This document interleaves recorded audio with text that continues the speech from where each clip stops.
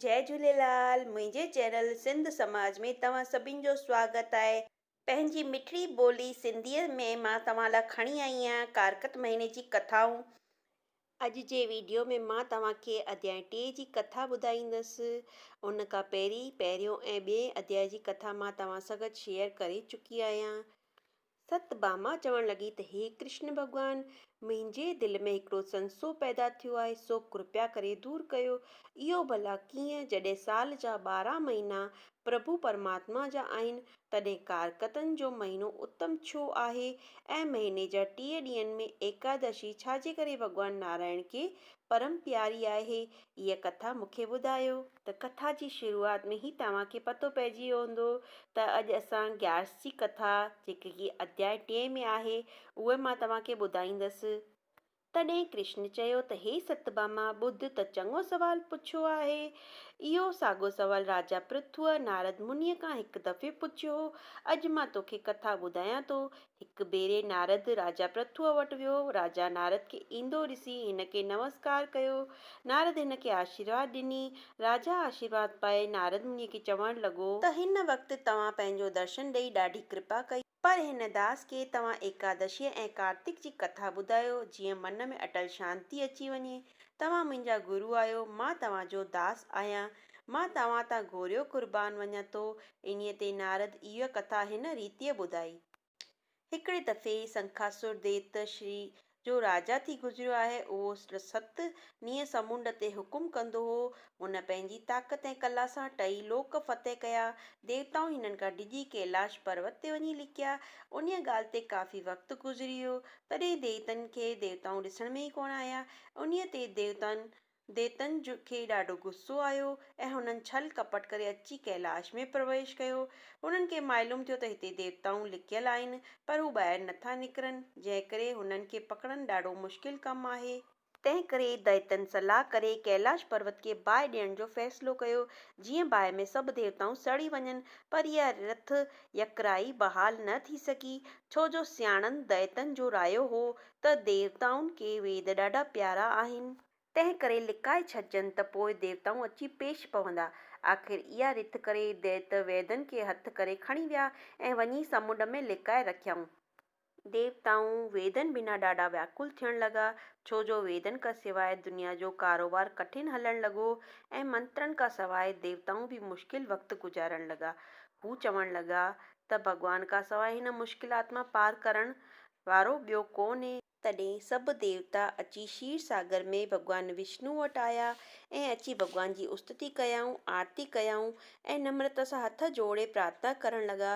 हे भॻवान, तूं असांजी विपत्तीअ ॼाणी थो, छो जो तूं ॼाणण आहीं।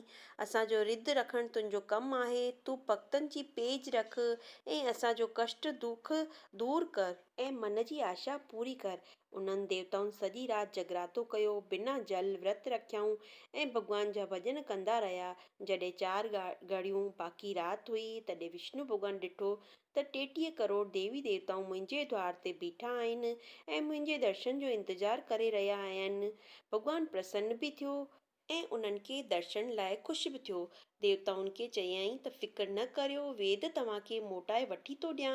श्री विष्णु भॻवानु चवणु लॻो त अॼु तिथि ऐं वार कहिड़ो आहे ऐं महीनो कहिड़ो आहे।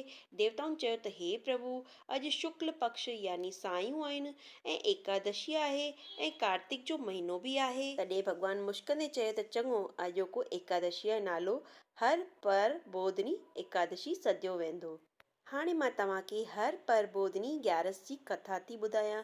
हर पर बोधनी एकादशी कतीअ महीने शुक्ल पक्ष जे 9 या 10 तारीख़ ते थींदी आहे। ॾींहुं सभु देवताऊं दुखी थी भॻवान विष्णुअ वटि पंहिंजा दुख खणी विया हुआ। उन वक़्तु भॻवानु सुम्हियो पियो हो। भॻवान खे जगाइण लाइ हिननि प्रार्थना कयूं त हे दयालु भॻवान, संखासर दैत्य सभु वेद खणी वञी लिकी वेठो आहे, सो कृपया करे असांखे उहे मठी मोटाए ॾियो। हिननि जी प्रार्थना ॿुधी श्री भॻवानु चयो, हे देवताऊं, हाणे तव्हीं वञी सनानु करियो, सभु संजा स्मरण कयो, भोजन खाओ। मां समुंड में वञी संखासुर दैत्य खे मारे तव्हांखे वेद आणे थो ॾियां। ईअं चई भॻवानु समुंड में टुॿी हणी दैत्य खे मारे लिकायल वेद आणे देवताउनि खे ॾिनई।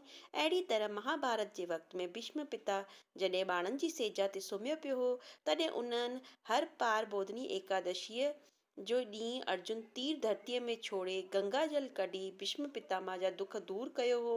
जो मनुष्य कार्तिक जे शुक्ल पक्ष में एकादशीअ खां वठी पूर्णम यानी सत्यनारायण ताईं 5 ॾींहं महाभारत जी शांतीअ जो पाठ कंदो आहे ऐं गंगा जल सां सनानु कंदो, उहो मनुष्य जनम मरण जी 84 में न पवंदो, हिन लोक में पिणी सुखी गुजारींदो ऐं संदसि मनोकामनाऊं बि पूरी थींदियूं। जो मनुष्य हिन कार्तिक महीने में तुलसीअ जी पूॼा कंदो ऐं भॻवान जी मूर्तीअ ते गुल फुल ऐं तुलसीअ जे पननि जी माला चाढ़ींदो, सुगंधियूं ॿारींदो, सो अटल शांतीअ ऐं सुख खे पाईंदो। श्री विष्णु भॻवानु चयो त हे देवताऊं, हिन कार्तिक जे महीने में मां ब्रह्मा शिव ऐं तव्हीं सभु जल में वासो कंदासूं ऐं जेको नर ऐं नारी प्रभात वेले उथी सनानु कंदो सो मूंखे प्राप्त कंदो। तंहिं में को बि शक कोन्हे त सनानु करण वारे जा जन्म जन्मांतर जा पाप नाश थी वेंदा। श्री भॻवानु चयो त हे देवताऊं, तव्हीं सभी धन्य आहियो। वधीक कार्तिक जी महिमा ॿुधो। कार्तिक जे महीने में दान पुण्य करणु घुरिजे, एकादशी व्रत रखिजे, हरि कीर्तन करणु घुरिजे। जेको मनुष्य ईअं कंदो सो बिना संशय मुक्तिअ खे पाईंदो, वरी जनम मरण जे चक्कर में न ईंदो ऐं का बि जूण कोन पाईंदो। श्री भॻवानु चवे थो त जो मनुष्य मंदिर में वञी राति जो जगरातो कंदो ऐं दिलि सां हरीअ जा गुणगान ॻाईंदो ऐं परमात्मा मथां शंख सां जल जो छंडो विझंदो, उन जा 7 जन्मनि जा पाप नाश थी वेंदा ऐं 4 पदार्थ उनखे मिलंदा। तंहिं करे हे देवताऊं, जेको मनुष्य नर या नारी यज्ञ हवन दान तपस्या ऐं तीर्थ करे थो सो स्वर्ग माणे थो, पर जो मनुष्य कार्तिक में एकादशी व्रत रखे थो सो मूंखे ई प्राप्त करे थो। इते श्री पद्म पुराण कार्तिक मातम जो टियों अध्याय पूरो थियो। त बोल श्री कृष्ण कन्हैया लाल की जय। वरी मिलंदासीं अध्याय 4 सां गॾु। त हीअ हुई कार्तिक महीने जी एकादशी जी कथा। जय झूलेलाल।